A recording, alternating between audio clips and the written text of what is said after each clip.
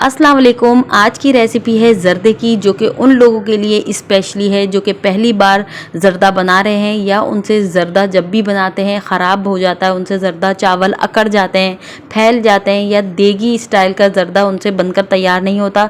तो ये रेसिपी उनके लिए है, स्किप नहीं कीजिएगा। रेसिपी अच्छी लगे तो उसे लाइक, शेयर एंड सब्सक्राइब कर दीजिएगा। इसके साथ ही शुरू करते हैं। बिस्मिल्लाहिर्रहमानिर्रहीम। देगी ज़र्दा बनाने के लिए सहला चावलों की ज़रूरत होती है। तो यहाँ पर मैंने लिए हैं आधा किलो सहला चावल और इसको मैं तकरीबन 3 से 3.5 घंटे के लिए भिगोऊंगी ताकि ज़र्दा हमारा अंदर तक सॉफ्ट बने।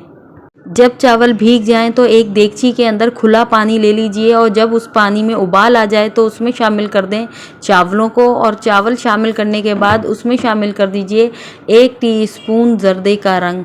1 टीस्पून ज़र्दे का रंग ही इन चावलों के लिए काफ़ी होगा और बेहतरीन कलर जो है इसके ऊपर आ जाएगा।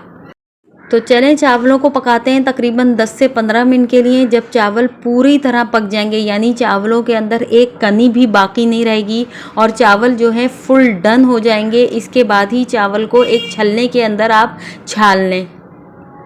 आप देख सकते हैं चावल फुल डन हो चुके हैं और इसके बाद इन चावलों को छानने के बाद इसके ऊपर से किसी किस्म का एक कतरा भी पानी का नहीं डालना है और 5 मिनट के लिए चावलों को एक साइड पर रख देना है।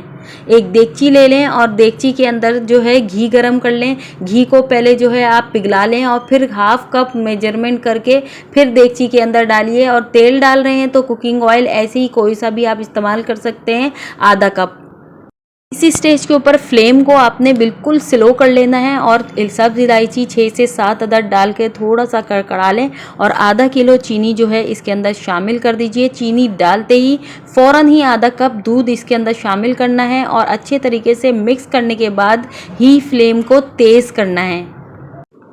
चीनी और दूध शामिल करने के बाद ही आप जो भी ड्राई फ्रूट्स डालें इसमें इसी वक्त ऐड कर दीजिए ताकि ड्राई फ्रूट्स भी चीनी के साथ पककर जो है नरम हो जाएं, सॉफ्ट हो जाएं। तो यहाँ पर डालूंगी मैं खोपरा यानी नारियल।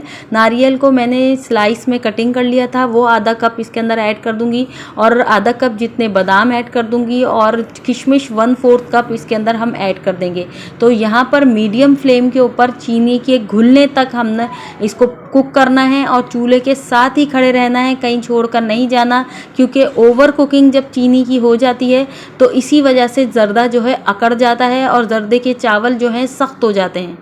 चीनी को पिघलने के लिए तकरीबन 5 से 7 मिनट लगेंगे, लेकिन आपने यहीं खड़े रहना है और चेक करते रहना है कि चीनी का एक एक दाना पिघल जाए, क्योंकि एक दाना भी रहेगा वो चावल डालने के बाद नहीं पिघलेगा। इसलिए चीनी को अभी इस स्टेज के ऊपर ही पिघला लेना है। चूल्हे के फ्लेम को दरमियाना रखना है, बहुत तेज़ नहीं रखना, बहुत स्लो नहीं रखना। और ये देखें 5 मिनट के अंदर अंदर चीनी जो है डिज़ोल्व यानी हल हो चुकी है और इसके बाद ही इसके अंदर तमाम चावल जो हैं ज़र्दे के हम शामिल कर देंगे। इन छोटी छोटी बातों का ख्याल रखते हुए आप एक परफेक्ट ज़र्दा जो है तैयार कर सकती हैं। और यहाँ पर फ्लेम को अभी भी आपने तेज़ ही रखना है, बहुत ज़्यादा तेज़ नहीं, थोड़ा सा तेज़ रखना है, दरमियाना। और चावलों को अच्छे तरीके से इस तमाम शीरे के अंदर आपने मिक्स कर देना है। याद रहे चावल जो हैं ये फुल डन हैं, इसलिए इसको 10 मिनट के लिए हम थोड़े से तेज़ फ्लेम के ऊपर पकाएंगे। 10 मिनट के लिए इसको कवर करके रख दीजिए। 10 मिनट के बाद आप देखेंगे कि चावलों के अंदर जो चीनी का पानी था वो खुश्क हो चुका है, बस हल्के हल्के से बबल बन रहे हैं साइड में। इस स्टेज के ऊपर फ्लेम को बिल्कुल दम वाला कर देंगे और दम के ऊपर रख देंगे हम तकरीबन मज़ीद 10 मिनट के लिए इसको, और 1 टीस्पून केवड़ा वाटर भी शामिल कर देंगे।